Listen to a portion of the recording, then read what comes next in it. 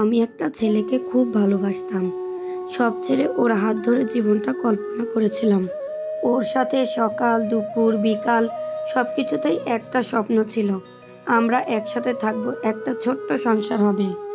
ও সবসময় বলতো, তুই থাকলে আমি কোনো কিছুতেই হারি না। কিন্তু এই সমাজ, এই পরিবার সবাই আলাদা হিসাব করে। আমার বাবা মা চিৎকার করতো, কান্না করতো, বলতো ও তোর জন্য না। কিন্তু আমি শুনিনি তার কারণ তার প্রেমে আমি অন্ধ ছিলাম। আমি এক রাতে সব ছেড়ে ওর হাতটা ধরে পালিয়ে গিয়েছিলাম।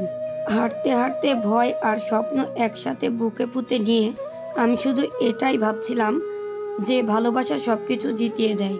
ওর সঙ্গে নতুন জীবন শুরু করেছিলাম।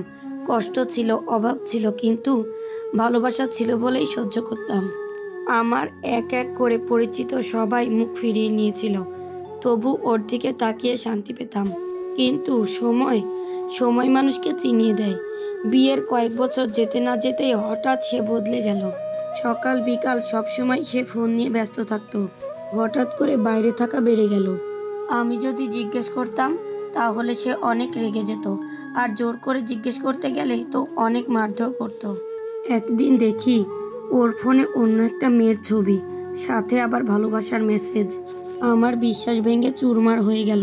আমি তাকে জিজ্ঞেস করলাম, তুই এমন করলি কেন আমার সাথে?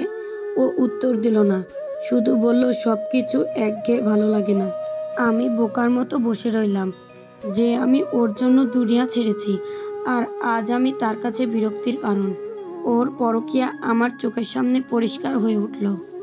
কিছুদিন আমি ঠিক থাকার চেষ্টা করেছিলাম, শুধু এই ভেবে যে যাকে এতটা ভালোবাসা দিয়েছি সে হয়তো একদিন ফিরে তাকাবে। কিন্তু না, একদিন আমি ওকে অন্ধ মেয়ের সঙ্গে রেস্টুরেন্টে ধরে ফেলি।